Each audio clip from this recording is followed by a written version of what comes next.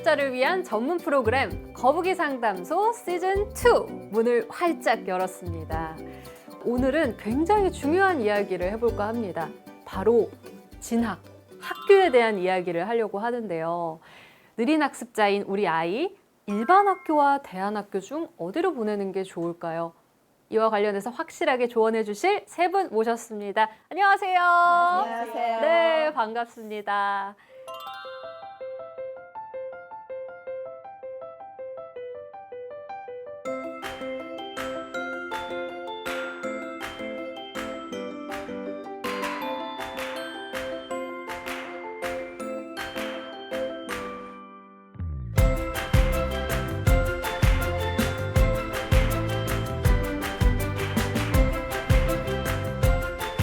이 부분 전문가분들 어떻게 생각하는지 우선 OX로 한번 확인을 해볼게요. 느린 학습자는 대안학교로 진학하는 게 맞다. 하나, 둘, 셋. O 한 분, X 한 분, 세모 한 분 나왔습니다. 아니 이거는 사실 아이 성향에 따라 다른 부분 아닐까요? 네, 케이스 바이 케이스일 것 같기는 한데 왜 이렇게 생각을 하셨는지 한 분씩 이야기를 좀 들어볼게요. 우선 선생님께서는 네. 대안학교의 대표 입장으로서 그렇죠.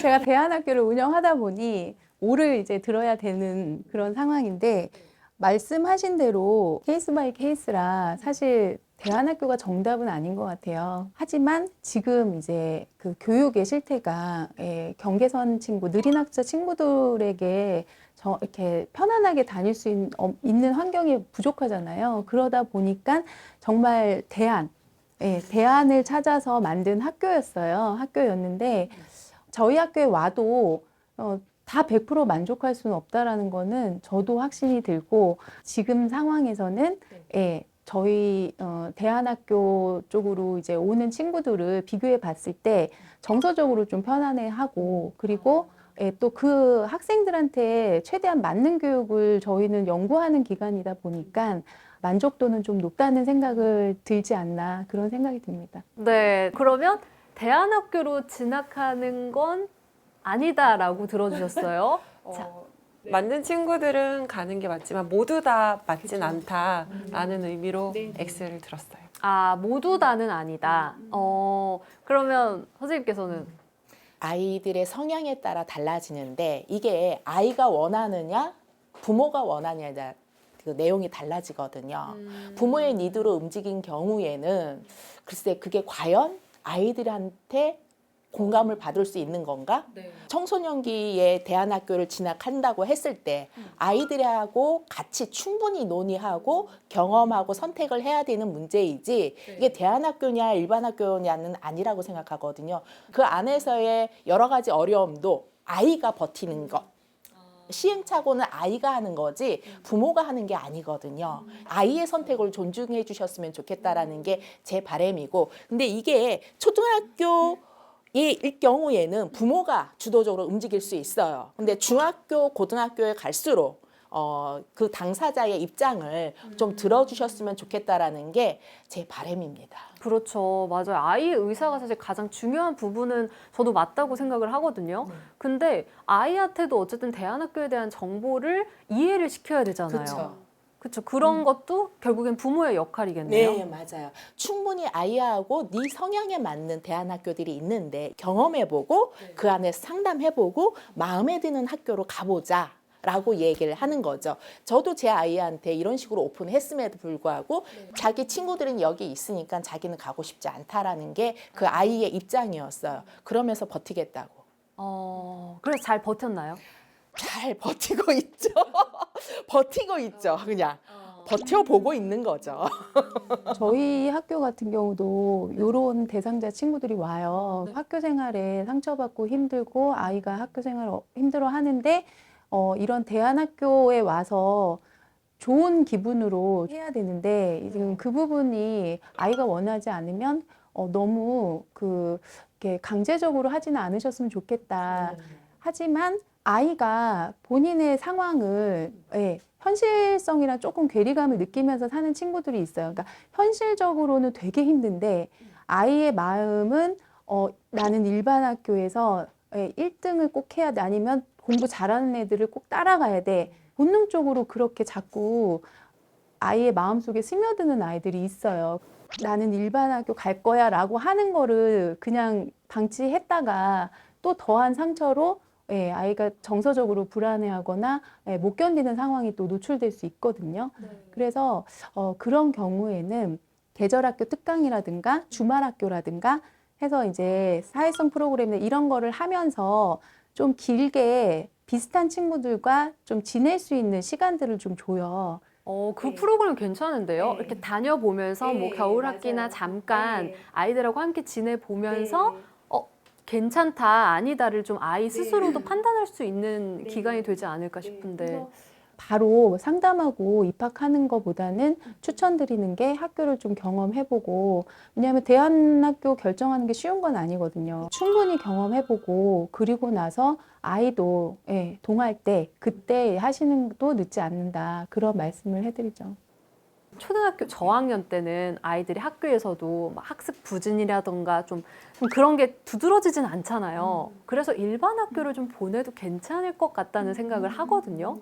제 아이의 사례를 또 이야기할 수밖에 없는 게 4학년 때 담임 선생님이 좀 센 선생님을 만났어요. 제 아이 성향이 예민한 기질의 아이이고 그다음에 정서적인 민감성이 높은 아이이다 보니까 그 부분에 대한 게 태클이 들어온 거죠. 그러니까 아이가 그때 하는 말이 학교가 먼 시골로 이사 가고 싶다. 아, 학교가 먼 가고 싶지 않다는 거죠? 그렇죠, 그렇죠. 학교를 안 가고 싶다는 이야기를 처음으로 내뱉은 것 같아요, 자기 입으로.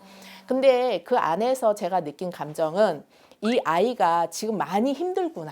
그 힘듦을 어떻게 풀어줘야 될까에 대한 이야기인 것 같다라는 생각이 들고, 제 아이 같은 경우에는 중학교 학교 이슈로 강박이 굉장히 심해졌거든요. 언어 강박, 행동 강박이 너무 심해져서 세수하는데 20분 걸려요. 이런 아이한테 부모의 강요가 과연 좋은 건가? 아이의 니들을 적극적으로 수용하는 게 우선인 바탕이 되어서 이게 대안학교를 선택할 것인지 일반 학교를 선택할 것인지 충분하게 그 안에 체험을 해보고 이야기를 만들어 가시는 게 좋지 않을까 생각이 듭니다. 아이와 대화를 좀 많이 나눠보셨으면 좋겠다는 생각이 들어요. 맞아요. 아이가 힘들어 한다는 것조차 모르고 지나갈 수 있잖아요. 그렇죠. 네. 이사장님께서는 아이랑 충분히 대화를 하고 아이가 거부하는 거를 아셨잖아요. 근데 저희 센터에도 이제 빠르면 초등학교 고학년 때 얘를 대안학교로 가는 게 좋을까요? 이제 물어보신 부모님들이 계시는데 대부분은 아이의 의사는 사실은 그냥 배제되어 있고 어머님 혼자서 결정하시고 물어보신 경우가 많거든요. 부모의 니드로 학교를 갔을 때, 대안학교를 갔을 때 오히려 정신 건강 이슈가 더 오는 경우가 많은 것 같아요. 스트레스 때문에. 네. 아, 대안학교를 갔다가 다시 전학을 또 오시는 경우도 맞아요. 봤어요. 맞아요. 네. 입학상 설명회를 하잖아요. 그러면 초등 6학년 입학 지원생이 제일 많아요. 중학교는 아무래도 학습의 정도도 차이가 많이 나고 또 교과 과정이 달라지다 보니까 부모님들이 걱정을 되게 많이 하세요. 주말학교 친구들은 이제 초등 저학년부터 오거든요. 근데 그 친구들을 만나보면 그 내적 스트레스가 점점 저학년 쪽으로 더 빨라지고 있다라는 걸 많이 느껴요. 실제로 어떤 친구는 초등학교 2학년인데 뭐 자살 이야기를 하고, 그래서 되게 마음 아픈, 근데 그렇게까지는 아니었는데 시대의 변화에 따라 조금 낮춰지는 경향이 있다라는 말씀을 드리고 싶어요. 동반해서 말씀드리고 싶은 게 초등학교 1학년은 괜찮아요. 근데 초등학교 2학년 1학기가 지나면서부터는 남자, 여자 그룹이 나눠지고요. 그 안에서도 못하는 아이, 잘하는 아이 이게 구별이 되거든요. 그럼 그 아이들이 서로 공격해요. 놀이처럼 공격해요. 이런 이슈들이 점점점 밑으로 내려오니까 그런 것조차 놀림이 되는 지금 시대라고 보시면 될 것 같아요. 솔직히 말하면은 제가 학교에 대한 고민을 했던 게 초등학교 2학년, 3학년부터라고 생각하시면 될 것 같아요. 2학년, 3학년. 네, 왜냐하면 그 안에서 친구가 안 놀아줘. 네. 내 얘기 안 들어줘. 이런 이야기를 아이가 하고 있거든요. 그러면 아이가 정서적으로 고립돼 가고 있다라는 거거든요. 그런 문제 때문에 대안학교에 대한 고민을 많이 하시는 거고 그걸로 이제 주말이라든지 체험형 학교로 해서 아이한테 정서적인 안정감, 친구를 만들어주고 싶다는 욕구, 이것이 부모님들한테 더 크다라고 보시면 될 것 같아요. 근데 너무 평범한 이야기잖아요. 친구 만드는 거. 근데 이런 것 때문에 학교를 바꾼다는 거는 좀 최대한 지금 다니고 있는 학교에서 해결을 할 수 있으면 가장 좋은데 일반 학교에도 보통 뭐 도움반이나 특수반이나 학습 클리닉 센터 같은 게 있지 않나요? 이런 걸로는 어느 정도 좀 해결이 안 될까요? 해결이 어려워요. 왜냐하면 도움반에 가면은 스펙트럼이 다양하거든요. 내 아이의 맞춤형이 어렵다라는 거죠. 내 아이한테 10분 배당 받으면 많이 받은 거라고 보시면 될 것 같고요. 그러면 그 느린 학습자를 위한 특수반이나 도움반이 따로 있는 학교는 혹시 없나요? 제가 알기로는 따로 있지는 않고요. 근데 공교롭게 딱 비슷한 친구들이 모이는 경우가 있을 수도 있잖아요. 우리 아이랑 잘 맞는 아이들이 모이면 그래도 좀 비슷하게 학습 수준이나 이런 걸 좀 유지해 갈 수 있는데 그렇지 않으면 아까 이사님 말씀하신 대로 10분씩 정도밖에 우리 아이가 이제 관리를 못 받거나 이런 상황들이 계속 생기게 되죠. 느린 학습자 친구들이 일단은 학교에 가서 이제 학습 클리닉이나 이런 것들을 받거나 이제 통합반에 들어가지 못하면 그러니까 복지카드 없으면 또 못 들어가는 경우가 많아요. 복지카드 유무에 따라서 들어가기 때문에 그 친구들은 일반반에 이제 있어야 되는데 케어를 못 받는 거죠. 근데 그 부분을 공교육에서 학습 클리닉 쪽으로 이제 접근을 해서 하잖아요. 하면 느린 학습자 안에서도 다양한 뭐 다문화 친구들이나 여러 친구들이 있는데 다 포괄적인 학습을 기준으로 기초학습을 시켜주거든요.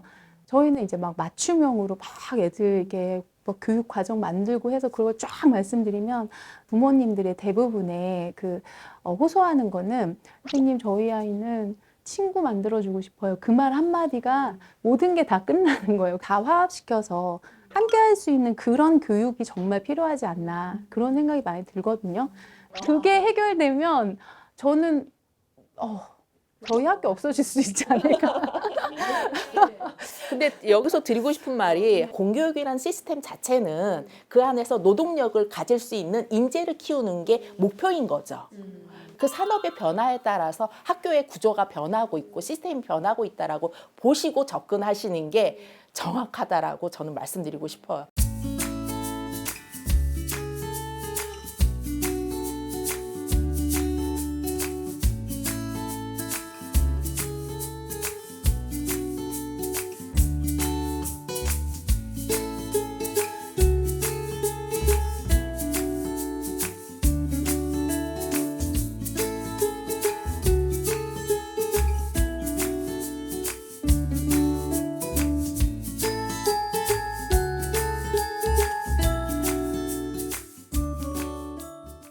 지금 선생님 말씀 듣다 보니까 대안학교에 대해서 점점 궁금해지는데 대안학교 지금 국내 현황은 어떻게 되는지 좀 설명 좀 부탁드립니다.